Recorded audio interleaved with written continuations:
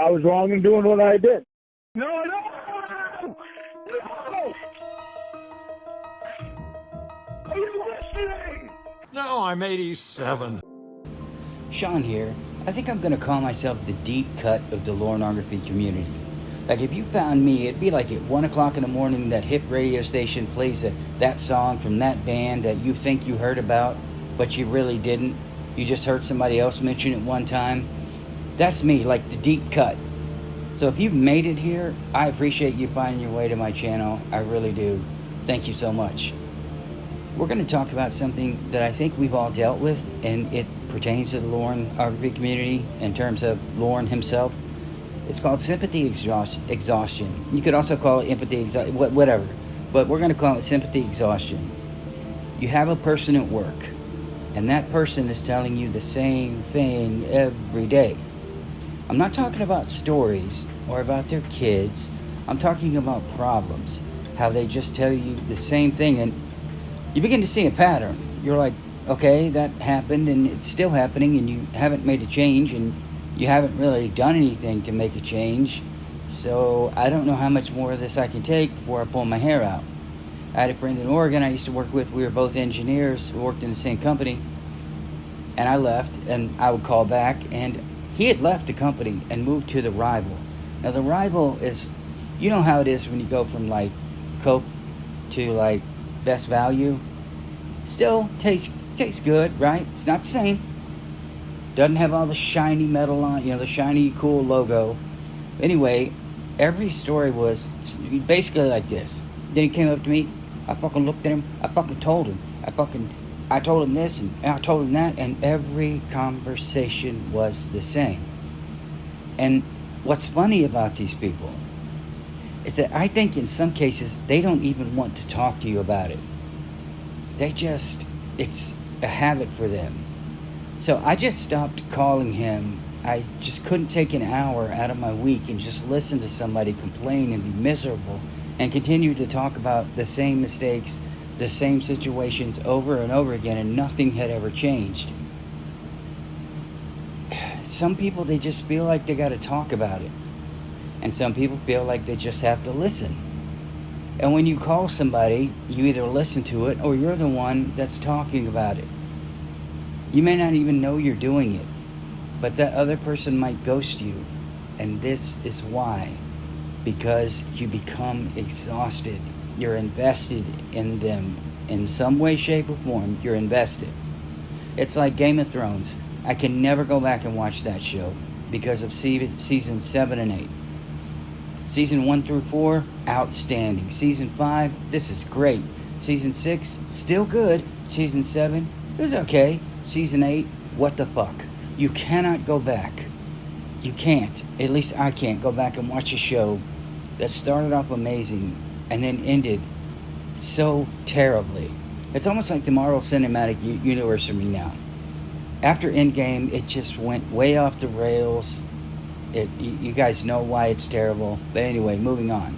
So I'm not even invested in that anymore. That would be like me going back and continually being angry at what they're doing. And like how Star Wars is basically dead. I mean, it is dead. The likes on the channel, everything, it's just dead because people are done. They don't want to keep going back to something that's going to make them angry. And I think a lot of us, when we look at Lorne Armstrong, he makes us angry for a number of reasons. Reason number one, he's never going to change. Well, no, excuse me, back up. Reason number one, what he did, what he attempted to do, and what I think he would attempt to do again. But let's put that aside. That's the root, right? We're talking about reason he's never going to change. No matter what happens, no matter what scenario he's in, no matter what somebody does for him, no matter what kind of help he gets, he's never going to change. It's always going to be someone else's fault. And in the beginning, you're like, oh my God, this guy's a psycho. And we've been through this. You feel kind of bad for him because he's getting catfished. Then you see what type of person he is. Then it just keeps getting worse and worse and worse. Not only is he not getting better, he's falling for even more stuff. And again, with Lorne, if a woman's voice is on the other end of the phone, then it's real. If he's angry, or sad or frustrated even. It's real. Well, I'm feeling these emotions. This must be real.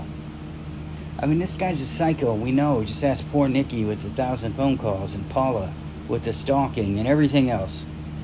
When I go up there next year, I think I've already got a room booked for when I'm going to go up there. It'll be a ways away because I'm actually going to go see the site, some of the sites while I'm up there. But I'm going to find Sherry because she exists. 2 people have told me she exists. And when he mentioned Sherry, I talked about this. When he mentioned Sherry being a girl from high school, it all started to come together. So she may not even be alive, but damn it, I'm going to find somebody that knows about her, and I'm going to get the information. But this guy's a psycho. We know it. He's terrorized women, terrorizes fake women, terrorizes real women. Women that don't even know him are terrorized by listening to this psycho. But we want him to change, and we want to see a change in the pattern in his behavior, and it just doesn't happen. You leave, you dip out, you come back in, nothing's changed. We're waiting for the next catfish, which could already be recorded. I don't know, Lorne RP community goes in like a cycle of like things are great, then there's a bunch of internal strife. Things are great, then there's a bunch of internal strife. And it just keeps going. And it seems to be there's a break in catfish when that happens. Or some kind of argument behind the scenes on who's going to be able to get the catfish and whatever. It doesn't matter. We all have our own issues. This is why I never would like to get involved, because I don't think I can handle it. I don't think I'd be productive, except to maybe be an ear for somebody if they just want to bounce ideas off of. Other than that, I think I would muck it up. But that's how important, and I'm not knocking anybody, that's how important this is. I think we all know at this point, our job is not to troll him. Our job is to troll him so that he can't go out and terrorize real women, to keep him occupied, keep him in his trailer. And I think, in my opinion, if the catfish stopped, I think Lorne, here's the irony, Lorne would go out and do everything that he should have done, but never did. He just didn't want to do it because he could use the catfish as an excuse. He'd go out and get a job. He'd do something else that he should have done.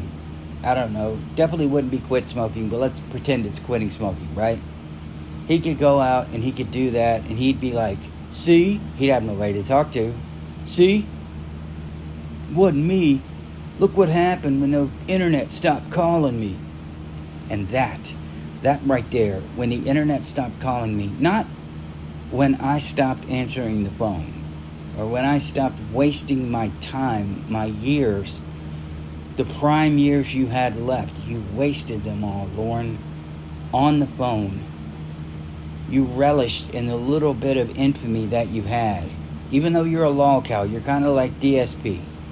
He's got like less than 200 regular viewers, but he considers himself one of the biggest names. His channels that make fun of him have like 12 times the viewership if he does when they do a live stream. But that's Lorne. He's okay. If 10 people were to watch his live stream, he would think he was going to be rich. I'm going somewhere with this. He would think he was going to be rich. He was going to be famous. And those 10 people, they might as well be a million because he's going to get there anyway. And that's part of his problem with his life. If he makes a little bit of progress, well, I'm already on the way to the end. I can just coast now. You know people like that, where they'll complete step A and get about halfway through step B and assume they're just going to make it all the way to F without having a plan or without working hard. And I think Lorne is one of those guys who's going to do like a day of hard work and then quit for like a month doing anything, resting on his laurels, literally. I just think that we all get sick and tired of him not learning anything, not taking responsibility.